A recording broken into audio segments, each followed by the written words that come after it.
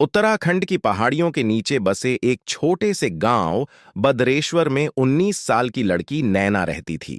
शांत, मासूम और ज्यादा बात न करने वाली। गांव के लोग उसे पसंद करते थे, लेकिन एक जगह थी जिसे लेकर सबने उसे हमेशा चेतावनी दी थी। गांव के बीचों बीच एक पुराना कुआं था। कोई भी उसके पास नहीं जाता था, न बच्चे, न बड़े, न महिलाएं। कहा जाता था कि रात को उस कुएं से किसी के रोने की आवाज आती है, और जिसने भी उस आवाज को सुना, उसने उसके बाद खुद को सामान्य नहीं पाया। यह बात नैना ने कई बार सुनी थी, लेकिन उसने कभी उस पर भरोसा नहीं किया। आखिर डर भी एक आदत है, और आदत बदले बिना खत्म नहीं होती। भाग 2। रात जिस दिन बदल गई। एक रात की बात है। गांव में बिजली चली गई थी। चारों ओर घुप अंधेरा था। नैना अपनी खिड़की के पास बैठी ठंडी हवा महसूस कर रही थी। अचानक हवा रुक गई, जैसे किसी ने गांव के ऊपर एक विशाल जाल फेंककर हर आवाज दबा दी हो। और उसी खामोशी में उसे बहुत धीमी सी आवाज सुनाई दी। बचाओ, कोई है। नैना चौंकी। खिड़की के बाहर अंधेरा था, लेकिन आवाज साफ थी। वह आवाज कुएं की दिशा से आ रही थी। पहले तो उसने सोचा यह उसका वहम है, लेकिन फिर आवाज दोबारा आई, इस बार थोड़ी ज्यादा साफ। पानी दे दो। नैना का दिल धड़कने लगा, लेकिन अंदर कुछ था जो उसे उस आवाज की ओर खींच रहा था।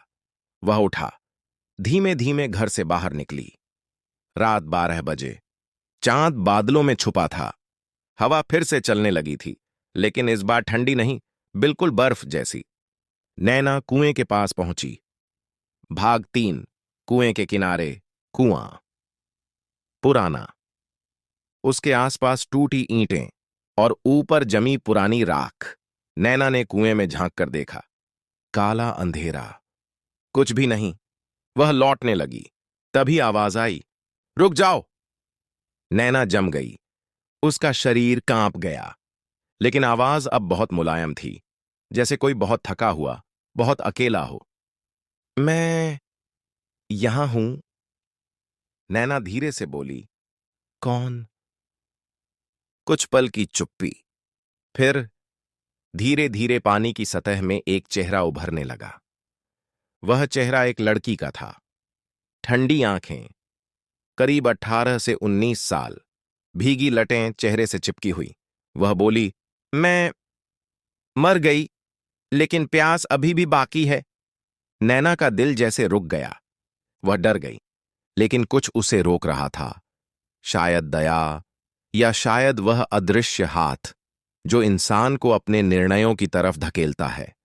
वह बोली, तुम कौन हो? चेहरा धीमे से मुस्कुराया, एक अजीब सी मुस्कान। कुएं में उतर आओ, मैं बताती हूं।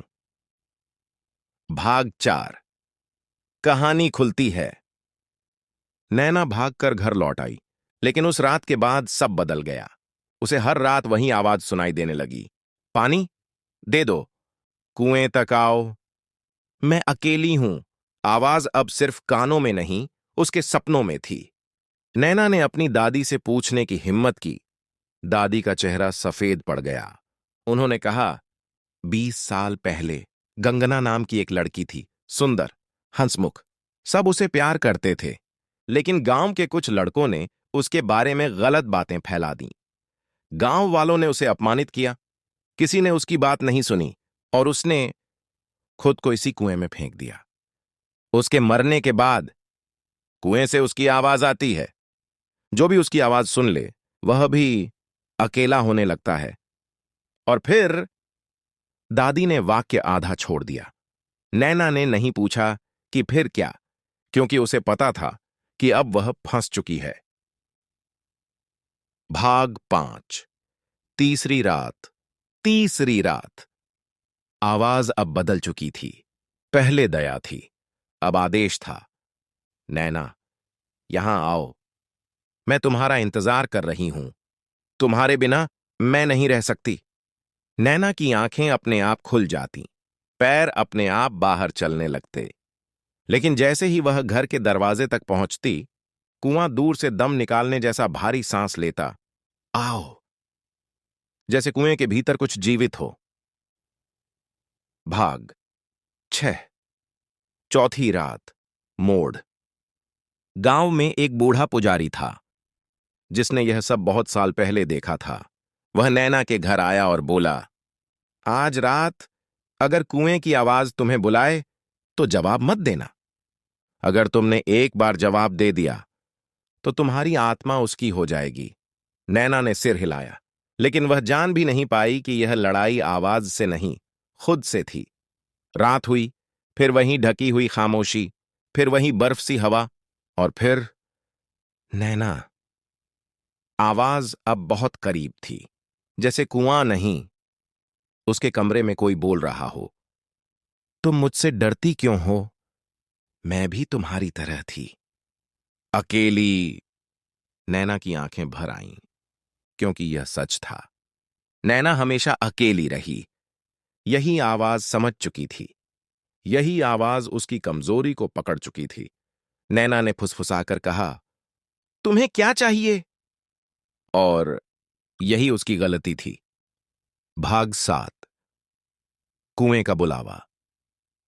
जैसे ही उसने आवाज का जवाब दिया, कमरा अचानक ठंडा नहीं, बर्फ जैसा जम गया। दीवारों पर पानी टपकने लगा, जैसे कुआं कमरे में आया हो। फर्श पर पानी की धारियां इकट्ठी होने लगीं, और बीच में खड़ी होने लगी वही लड़की, गंगना। लेकिन इस बार उसका चेहरा वैसा नहीं था जैसा पहले दिखा था। अब उसका चेहरा सड़ चुका था, त्वचा फटी हुई, आंखों में सिर्फ खालीपन, बाल गीले और सड़े हुए। वह बोली, चलो, मैंने तुम्हें बुलाया है। भाग 8। अंतिम रात। कुआं इंतजार कर रहा है। नैना को महसूस हुआ कि उसका शरीर अपने आप चल रहा है। पैर खुद कुएं की तरफ बढ़ रहे हैं। पुजारी और दादी ने उसे रोकने की कोशिश की, लेकिन आवाज अब उसके अंदर थी। कुआं सामने था, चांद अब निकला था, और कुएं का पानी नहीं हिल रहा था, जैसे वह किसी को देख रहा हो। गंगना कुएं के किनारे खड़ी थी, इस बार पानी में नहीं, बिल्कुल सामने। उसकी आवाज अब धीमी थी, भावनाओं से भरी। मैं अकेली मर गई थी, तुम अकेली जी रही हो। हम दोनों के दर्द एक जैसे हैं, आओ हम साथ रहें। नैना की आंखों से आंसू बह रहे थे, लेकिन अब वह आंसू उसके वश में नहीं थे। वह कुएं के बिल्कुल किनारे पहुंच गई। गंगना ने अपना ठंडा हाथ उसके हाथ पर रखा और कहा, बस एक कदम। भाग 9। अंत या शुरुआत। उसी समय पुजारी ने मंत्र पढ़ना शुरू किया। दादी रो रही थी। हवा तूफान जैसी घूमने लगी। कुएं का पानी उफन कर ऊपर उठने लगा। गंगना चीखने लगी। आवाज इंसानी नहीं थी, नैना गिरने ही वाली थी। पुजारी ने कुएं में पवित्र राख फेंकी। गंगना का शरीर धुएं में बदलने लगा, लेकिन गायब होने से पहले उसने नैना की ओर देखकर कहा, तुम अब भी मेरी हो। और हवा एकदम शांत हो गई।